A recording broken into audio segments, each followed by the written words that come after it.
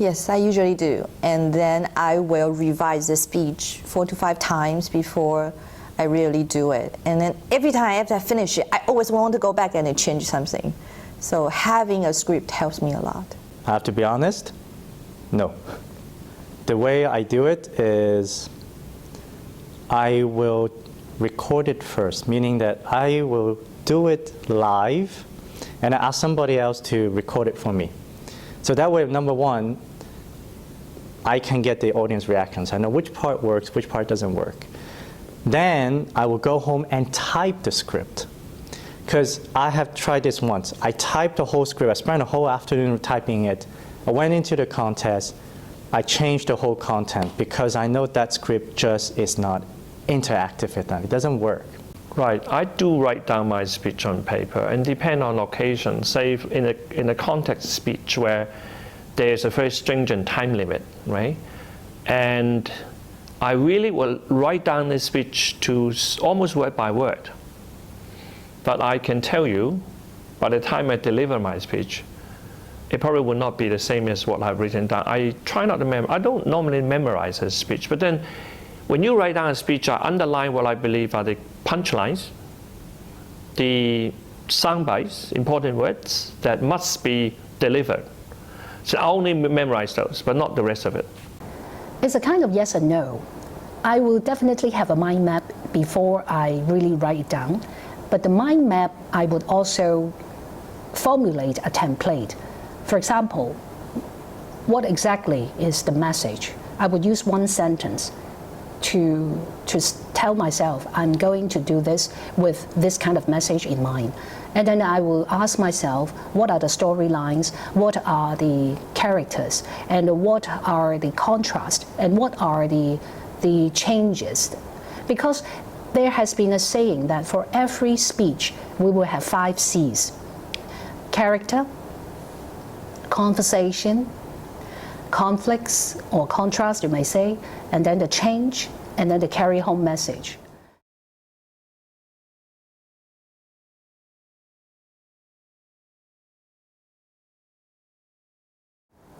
Well, initially, I would not recommend you to write it down because you will already have a mind map. But when you have fully understood your mind map, then you can write it down. There are strengths in writing it down. At least you can refine it, and then you can rehearse it.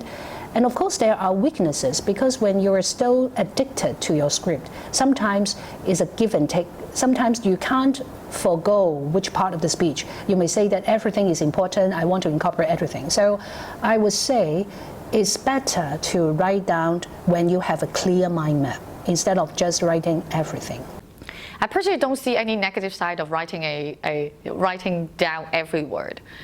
One thing is, when I've written down the whole script, when I reread it, every time I got something that I want to change.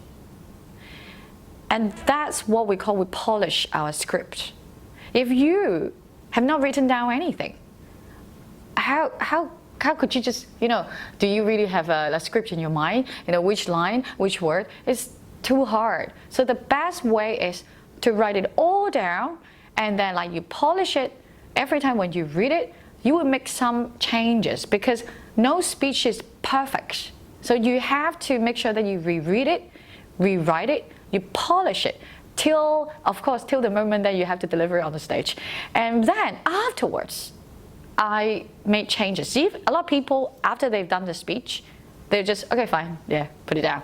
No, I go home, I reread it, and there might be some lines that I forgot when I was delivering it. Why? It's maybe because those lines are not important. That's why unconsciously, I did not deliver those lines when I'm on stage. So that means what? That means next time when I deliver the same speech, I could just cross out those lines.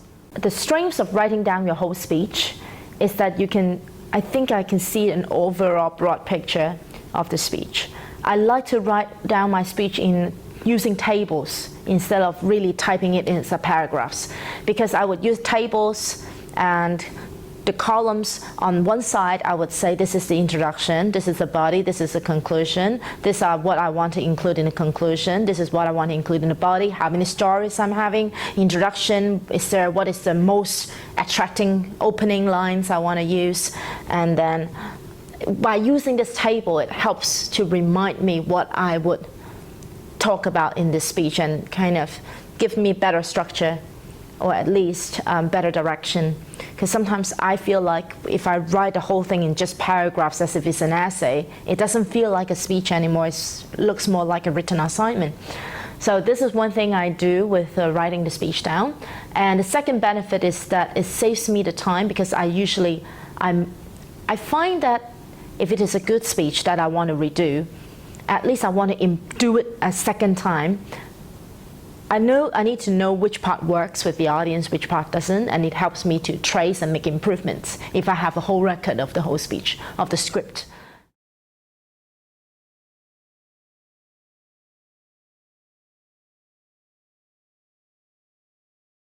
I am a big believer of internalizing a speech. So even though I had maybe the script written down, I would still I just remember the speech by structures, using the structures that I've already talked about previously. I remember the opening, this is how I want to start. I just remember the most important skeletons that I want to make sure that the speech flow like that, and maybe certain words I would use it like that. To sound reciting means that you're just remembering and you're not having a conversation with your audience. So you gotta believe you're talking to the audience. That's when you're not reciting. And plus, don't memorize every word for word. When you do, you search for it and then you think, there it is, but then it is something that always have to keep in mind. I'm having a conversation. I believe in my message. I believe in my story. I'm just telling it to people. So therefore, the things to remember is always the conclusion, the questions, and the stories, not the little details, but the major story. Then you make it more natural for you to flow with the script.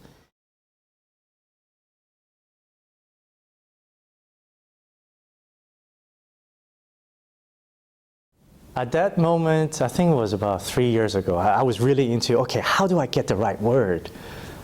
And so I use synonym, I use antonyms, I use the thesaurus, and then I just remember poems, they rhyme.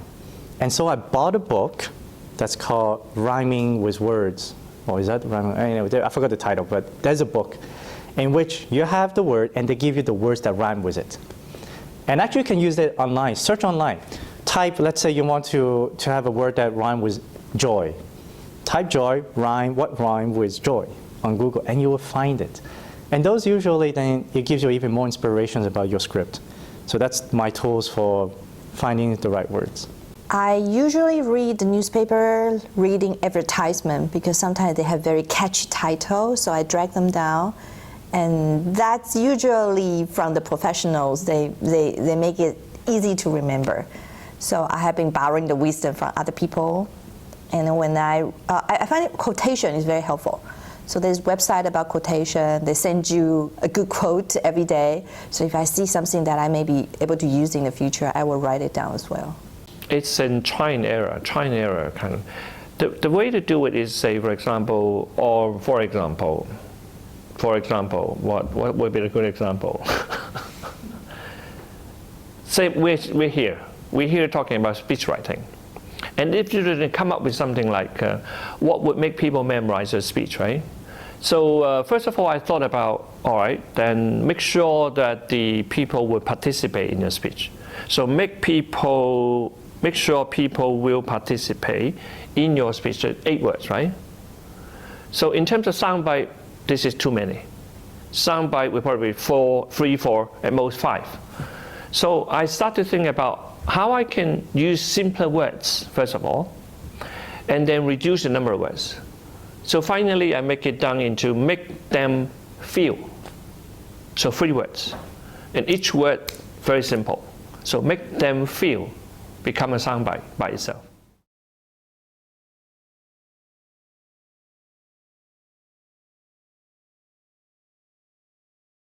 obviously the very popular advertising slogans, they are very good sound bites. Like Nike, we have "Just Do It," so good one. Franco House, you have "Less is More." These are good ones. I recall, there was one advertisement that I read on the newspaper, and it says, "The address that addresses it all." And I thought, wow, they're trying to sell this property in London, that it must be very expensive. And there's another one, that I heard of recently, from one of our club members. He said, "Without health, a hero is just a zero." And I thought, wow, that's really clever. Coming out from a young man who's like only 19 years old with very little experience in public speaking. And he already got a sound bite. So I think it's something that anybody can do well.